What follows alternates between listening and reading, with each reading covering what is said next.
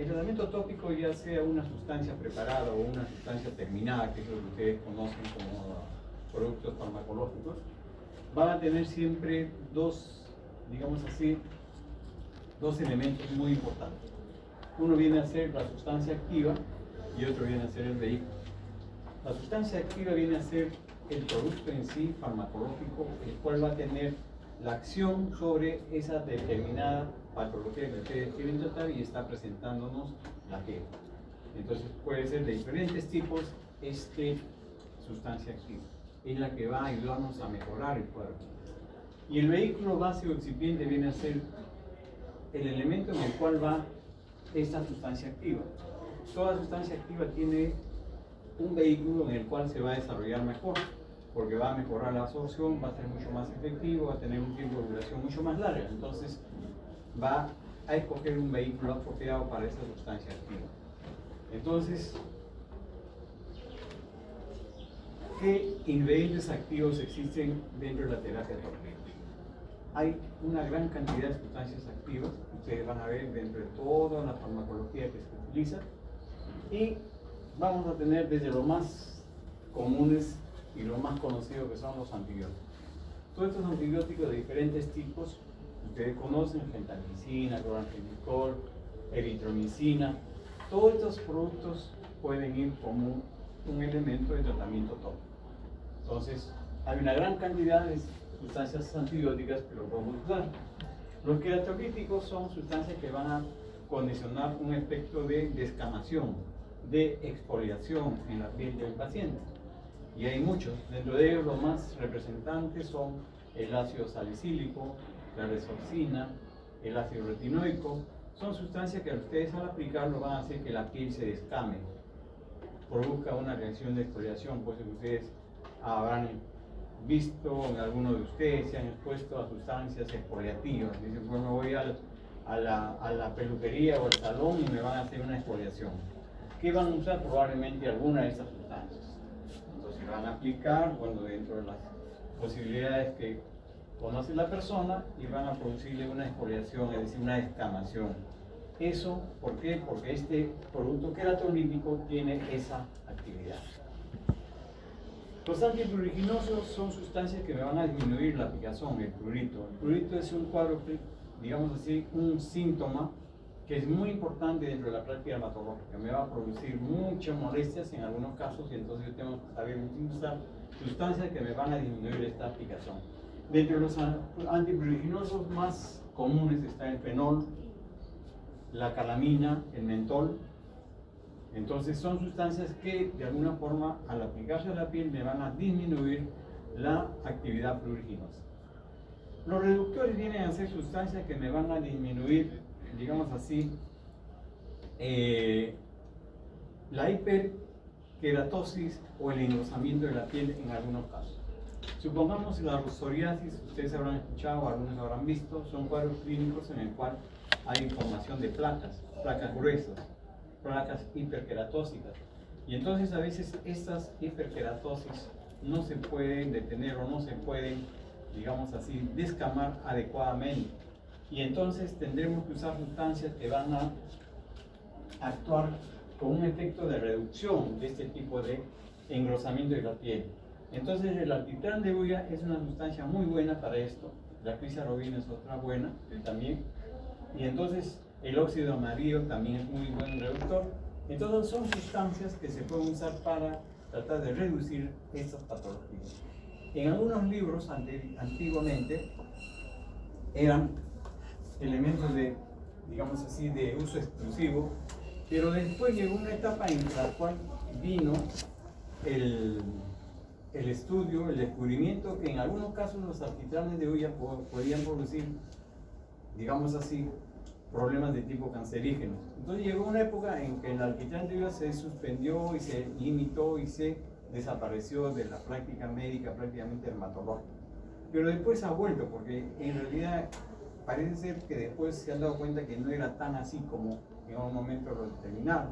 Entonces ahora actualmente nuevamente están apareciendo sustancias, por ejemplo, que contienen alquitrán de hulla.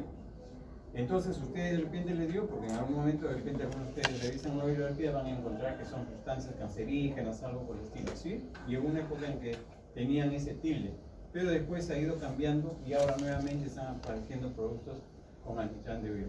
Les digo esto porque el antitrandeuria era un producto muy usado antiguamente, se usaba mucho, sobre todo en cuadros de psoriasis muy, digamos así, exuberantes, entonces el antitrandeuria iba muy bien. Ahora, también hay sustancias que actúan como antisépticos, es decir, sustancias que yo voy a procurar, sobre todo cuando tengo elementos muy congestionados, muy exudativos, y entonces yo uso antisépticos como el sulfato de cobre, el nitrato de plata, el sulfato de zinc, el permanganato de potasio. Todas estas sustancias actúan como elemento antiséptico. Entonces utilizo cuando tengo sustancias o elementos dermatológicos en el cual hay exudación, en el cual hay elementos reactivos que están produciendo un proceso de tipo exudativo en este cuadro dermatológico. Los antifúngicos son todas aquellas sustancias que tienen un efecto contra los hongos. Hay una gran cantidad de sustancias, digamos así, contra los hongos, ustedes habrán visto en el mercado. Dentro de ellos los más representativos son los imidazólicos y el ácido benzoico. Entonces van a encontrar también dentro de las preparaciones tópicas gran cantidad de sustancias antifúngicas. Las que utilizamos para los parásitos igualmente. Ustedes han escuchado de los ácaros, ¿no es cierto? Han escuchado las pediculosis, las escabiosis, entonces son sustancias que nos van a ayudar en la eliminación de estos elementos contaminantes. Entonces usamos el bálsamo del Perú, el clotamitón, la permetrina, podemos usar el benzoato de bencilo, el azufre, el silón, como sustancias que van a eliminar diferentes tipos de parásitos dentro de la práctica dermatológica. Sustancias cáusticas igualmente es otro producto de tipo activo, la podofilina, el ácido dicloroacético. La podofilina, por ejemplo, lo usamos mucho en las verrugas genitales, igual que el dicloroacético. Son sustancias tópicas que van a tener un efecto cáustico muy efectivo y van a eliminar los elementos virales, sobre todo cuando manejamos verrugas o condilomas en hombres y en mujeres. Entonces, son elementos cáusticos y igualmente el ácido dicloroacético al 20-30% a veces lo utilizamos como una sustancia incluso para hacer peelings, ¿no? Pero en concentraciones menores, por ejemplo al 5%, al 10%, lo utilizamos para eliminar también problemas de condilomas en algunos casos. Entonces, todos estos son los ingredientes activos que ustedes pueden encontrar dentro de la práctica dermatológica. Ahora,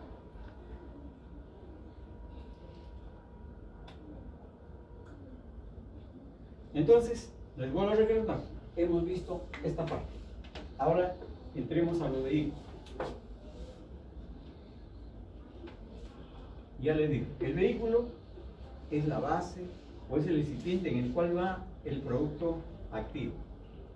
Y esto es lo que va a posibilitar al producto o a la sustancia activa una mejor absorción, una mejor permanencia. Entonces, cada sustancia tiene que buscar un vehículo que le pueda permitir ser mucho más eficaz. Dentro de los vehículos pueden ser de diferentes tipos, pueden ser líquidos, polvo, aceite, grasa o combinaciones de alguna de ellas. Entonces, miren ustedes cómo hay vehículos y por eso que al final ustedes van a tener un producto que se pueda presentar en forma de loción, en forma de crema, en forma de ungüento. ¿Por qué? Porque va a utilizar diferentes vehículos para poder hacer una forma de presentación. Entonces, uno de los más frecuentes, por ejemplo, es el vehículo en forma de líquido. ¿Qué cosa podemos utilizar como líquido? Podemos utilizar el agua. El agua es un elemento que puede usarse como un vehículo líquido. El alcohol etílico, el propilenglicol son sustancias que me van a hacer este tipo de vehículos de tipo líquido. Los aceites y grasas. Cualquier sustancia que tenga un origen vegetal, animal o mineral de tipo aceite o grasa puede servirme como un vehículo. El vegetal, por ejemplo, el aceite de olivo, el algodón, el maíz, el girasol, pueden ser sustancias activas. Dentro de los animales, el de la lanolina, que lo sacan del carnero, que es una sustancia muy conocida. Por ejemplo, la lanolina, ustedes van a ver en los productos dermatológicos o en los productos cosméticos, por ejemplo, en las damas van a ver que la mayoría de los productos que usan de tipo cosmético tienen lanolina, lo sacan de la oveja. Y también los minerales, en el cual la vaselina, que es una sustancia muy frecuentemente empleada igualmente en todo tipo de productos cosméticos, la parafina, el aceite mineral. La vaselina es un producto que es muy barato, es muy cómodo y a su vez, digamos así, produce un efecto muy positivo para pieles muy resecas, para pieles que no tienen mucha hidratación. La vaselina es un producto que también lo encuentran en una gran cantidad de productos farmacológicos, sobre todo de tipo cosmético, y es un producto bastante barato. Nosotros, por ejemplo, aquí, cuando no tenemos la posibilidad de indicar un producto hidratante, humectante a un paciente porque no hay recursos económicos, la vaselina es la mejor opción. ¿Por qué? Porque la mayor cantidad de productos dermatológicos cosméticos tienen como digamos así, un vehículo la vaselina. ¿Ya? Entonces, ya tenemos líquido, tenemos aceite y los polvos. ¿Qué son los polvos? Los polvos son simplemente sustancias que han sido molidas, los han pulverizado y lógicamente algunos son solubles, otros son insolubles en el agua, y dentro de estos polvos hay una gran cantidad de sustancias. Los más comunes son el óxido de zinc, que ustedes habrán visto que se utiliza mucho, incluso en las farmacias lo recetan cuando uno transpira mucho, los pies, las manos, usan mucho el óxido de zinc. El talco es otro igual, el almidón igualmente actúa como un elemento vehicular de tipo de polvo. Entonces son sustancias que simplemente son divididas, trituradas y actúan como un elemento de tipo de polvo. Entonces lo usan generalmente porque, ustedes habrán escuchado, hay que echarle talco a los pies porque tienen una capacidad de ser secantes, ¿no? Porque absorben la humedad, de paso que disminuyen esto, disminuyen también lo que es la fricción, el uso de la irritación y lógicamente en algunos casos pues van a disminuir lo que es el factor del intertrigo. El intertrigo viene a ser una alteración dermatológica que está localizada entre los pliegues. Intertrigo quiere decir entre pliegues. Entonces, entre pliegues significa que me va a dar una situación de no humedad, de disminución de calor, porque en los intertrigos vienen a posesionar mayormente los hongos cuando hay condiciones de calor, cuando hay condiciones de humedad. Entonces podemos usar en algunos casos esos tipos de vehículos para tener este efecto. Entonces, dentro de los productos que ya hemos dicho, o los aceites, una serie que ya hemos determinado, hay algunos procedimientos dentro de esta terapia tópica que también van de la mano con el tratamiento dermatológico. Uno son los baños y las compresas húmedas. ¿Cuál es el objetivo de emplear estos baños y compresas húmedas? Nosotros lo utilizamos aquí a veces con pacientes internados, aquí en los pabellones, que es con la finalidad de enfriar la piel que está lógicamente dañada, que está inflamada. Y lógicamente toda piel que está inflamada, dañada, siempre va a producir picazón, siempre va a producir exudación y lógicamente esto puede deberse a múltiples cuadros dermatológicos. Ustedes van a ver en el transcurso de la rotación probablemente, o de repente ya han visto algunos porque ustedes están rotando en medicina, cuadros clínicos en los cuales hay pacientes con péntigos muy agresivos, sobre todo con péntigos vulgares, en el cual son tomados todo el cuerpo con lesiones ampollares. Entonces estas lesiones ampollares se revientan y entonces se ocurre una abertura de estas ampollas, entonces toda la zona que se esfacela queda abierta, exudativa, entonces necesitamos usar sustancias para poder controlar estas exudaciones.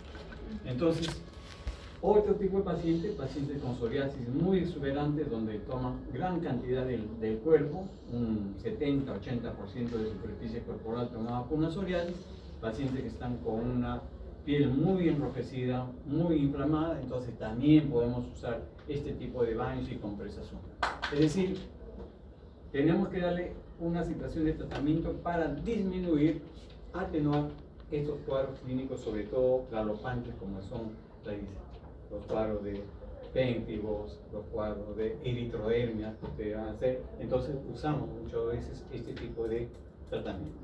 Es decir, acá en el hospital lo usamos porque ya pues son pacientes que ingresan por cuadros clínicos más exuberantes, ¿no? Entonces no necesitamos hacerle los baños porque tiene lesiones extensas, ¿no? Que están como les dije exudativas, y toda exudación generalmente es mucho más complicada que un producto o un paciente que no tiene ese tipo de complicación. Entonces, esto nos va a permitir que controlemos al paciente que tiene bastante prurito, al paciente que tiene bastante inflamación, entonces tiene pues un efecto sedante, es un efecto que va a disminuir toda esta sintomatología. Y entonces, esto viene a ser los baños. Entonces ustedes van a ver o habrán visto pacientes que se indican baños en avena a veces, entonces baños a veces en permanganato de potasio diluido, y entonces va a tener este efecto. Y las compresas vienen a ser, pues ustedes habrán tenido en algún momento un golpe, una caída, tienen un proceso inflamatorio muy a veces incómodo, y entonces se les indican compresas. Y ustedes dan la compresa una aplicación de unas soluciones acuosas, ¿no? Por medio de pequeños, digamos así, toallas o productos o, digamos así, algodones o, digamos así, gasas predispuestas exclusivamente para poder impregnar la sustancia que queremos hacer en forma de compresas. Entonces, estas son unas compresas que también son utilizables en la terapia del matorral.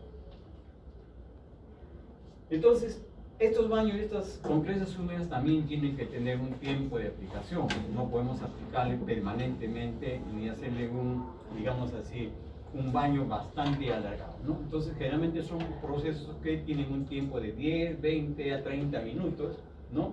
Y las temperaturas generalmente van a depender del cuadro clínico. Van a depender entonces del proceso que tenemos frente, y entonces vamos a encontrar de repente una temperatura al cual al paciente hay que ponerle un baño en un ambiente en el cual el agua esté muy fría o esté ligeramente tibia. Va a depender del tipo de cuadro clínico. Y la frecuencia generalmente de estos procesos de baños o compresas generalmente van entre 2, 3, 4 veces al día. Entonces, hay varias sustancias que nos van a actuar o que nos van a servir para hacer este tipo de baño o compresa.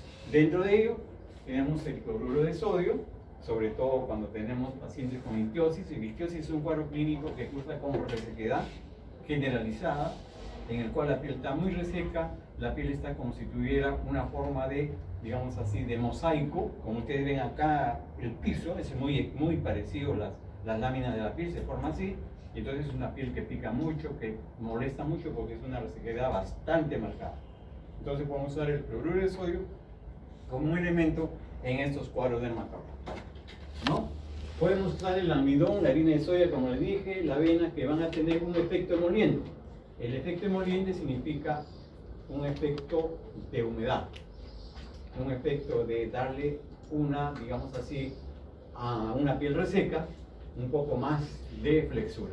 Entonces, estas sustancias actúan como emolientes. Emolientes es el término que se le da, sustancias que van a dar humedad. No se imaginen que emolientes es lo que venden en las carretillas y en las esquinas, no. Emolientes, estas cosas de humedad. Entonces, tenemos el almidón, la harina de soya, la avena.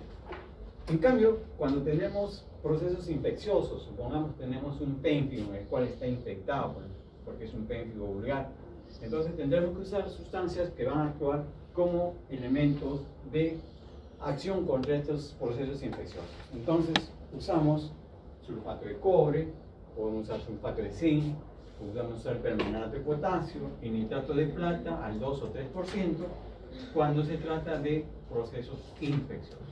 Entonces, como ven, cada baño, cada compresa va a estar determinada con sustancias determinadas para cuadros clínicos también diferentes. No voy a usar yo una sustancia para diferentes cuadros. No, cada cuadro clínico me va a exigir a mí una determinada tipo de terapia. Entonces, la conclusión es que van a hacer estos baños, estas compresas, me van a producir pues una piel que está muy inflamada, me lo van a esperar, ¿no es cierto? van a disminuir el prurito, van a secar la exudación y de paso todas estas erupciones, todo eso me van a mejorar. ¿Ya? Entonces, todo esto es lo que yo voy a conseguir con todo lo que hemos venido con esto.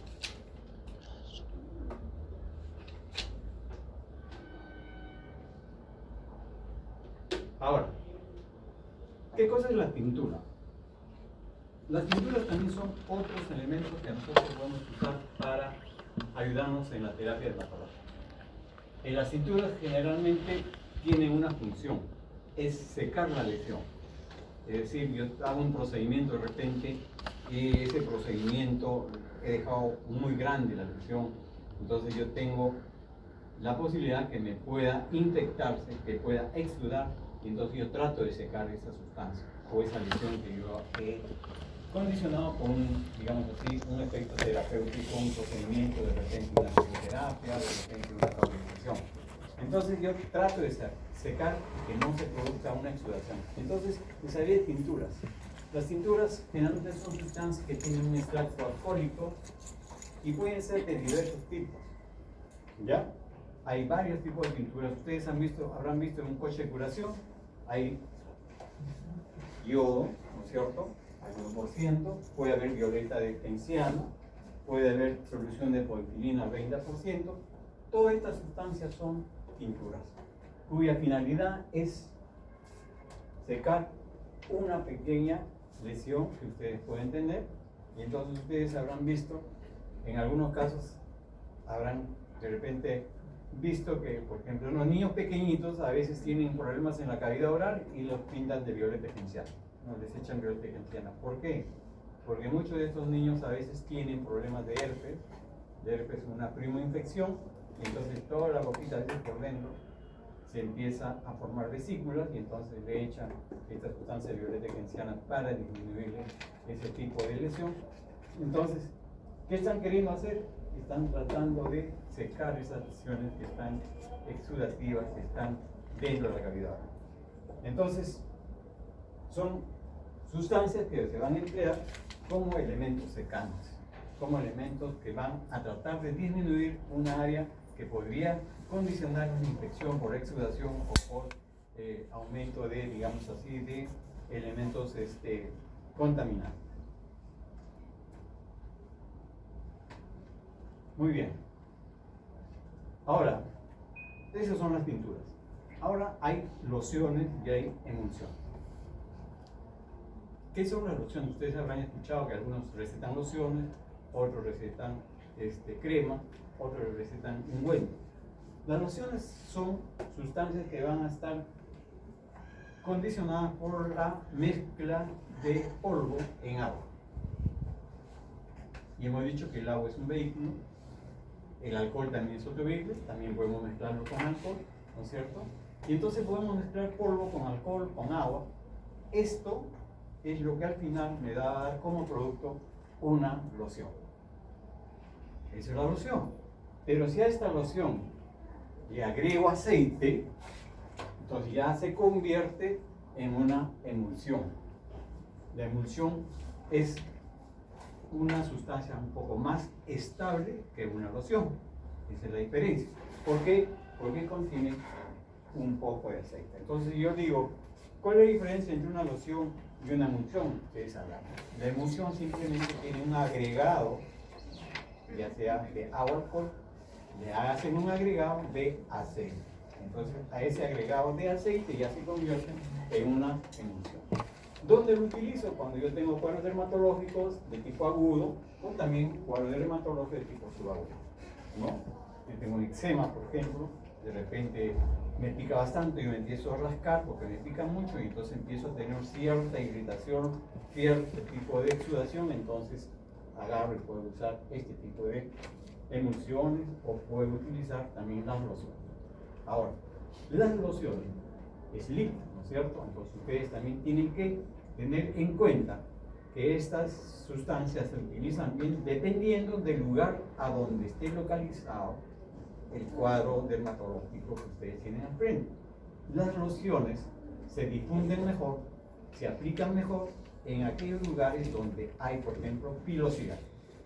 Entonces yo tengo un problema en cuero cabelludo, si yo tengo un problema en pubis, si yo tengo un problema en axilas, zonas donde hay una gran cantidad de vellos, entonces yo tendré que echar mano a ese producto que tiene una presentación mayormente en los, ¿no es cierto? Porque en esos lugares la loción va a mejorar su absorción, va a ser mucho mejor su, digamos así, su impregnación a que si yo le echara una crema.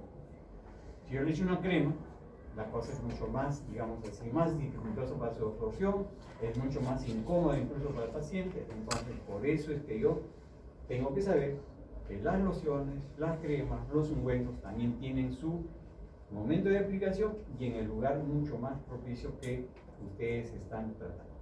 Entonces, ya tengo esto, ya le dije, esto pueden contener mezcla de solución de agua y alcohol, pero también pueden contener algunas sustancias activas como el ácido salicílico, por ejemplo, el azufre, la resorcina.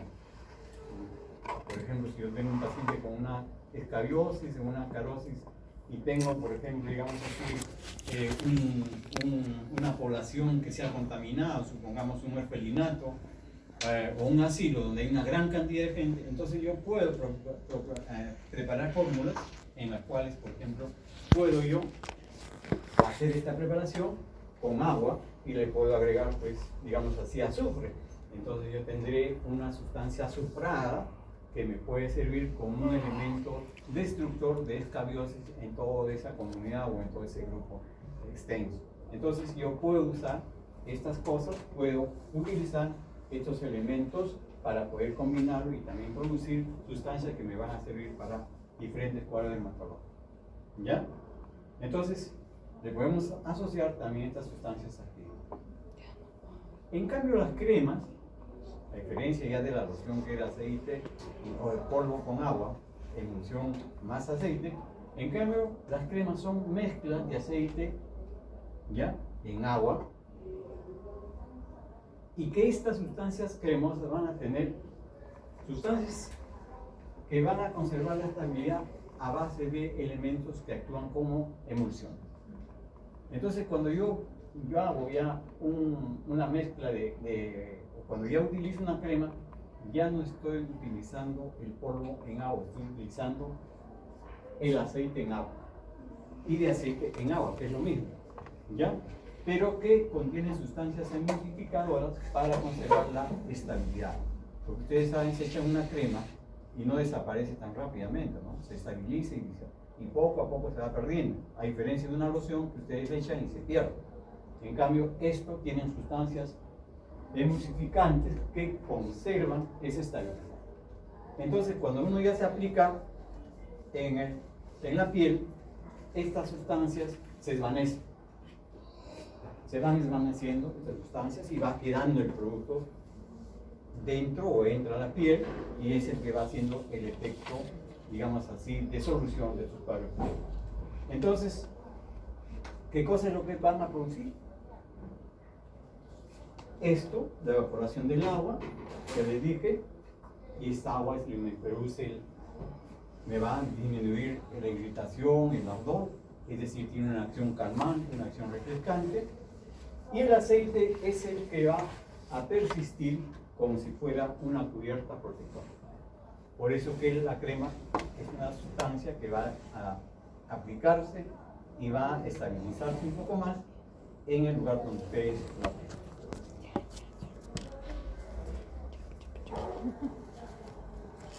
En cambio, la pomada o el ungüento son algunas modificaciones en el cual ya, por ejemplo, la pomada del ungüento va a tener un agregado. Van a tener crema y entonces ya es una sustancia un poco más diferente. Y si yo quiero una pasta, por ejemplo, yo a esta pomada que tengo acá le agrego un polvo, se convierte en una pasta. Entonces la pasta es una sustancia producto de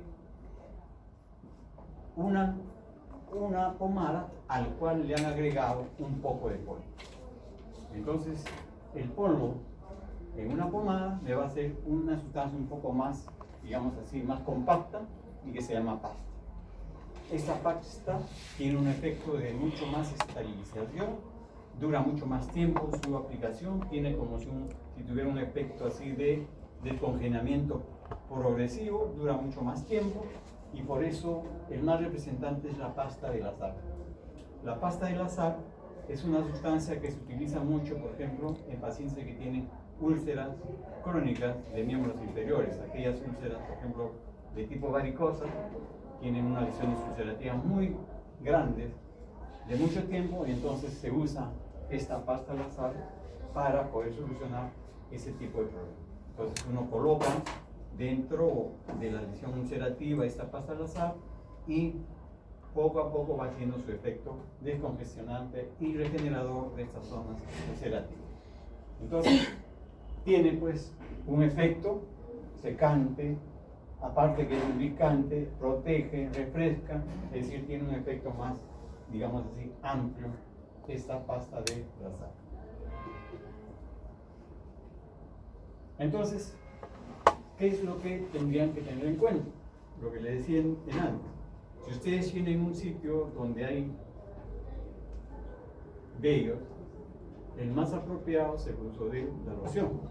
Entonces, estas pomadas, ungüentos y pastas no son los apropiados para estos sitios pilosos.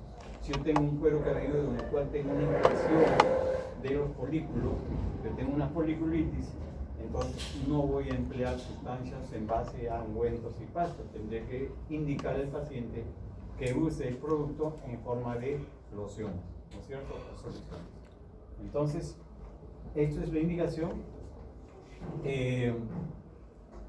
Tampoco se utiliza, acuérdense bien, estas cremas, pastas, ungüentos en cuadros clínicos en el cual la piel está infectada.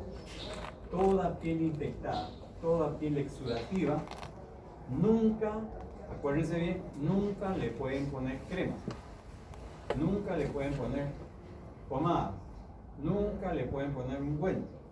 A una piel que está exudativa, a una piel que está infectada, lo que le pueden poner son sustancias astringentes, sustancias secantes, como los que hemos visto, permanganato de potasio, sulfato de zinc, sulfato de cobre, que me van a producir, van a hacer que esa sustancia que está exudando, esa piel exudativa, se seque. Entonces, eso siempre tienen que tener en cuenta. No aplicarle a una piel que está dañada, a una piel que está exudativa, nunca crema. Van a hacer de que la piel no se regenere y más bien al contrario, va a condicionar mayor cronicidad en ese tipo de lesión. Entonces, esto es lo que tienen que tener en cuenta, el uso de la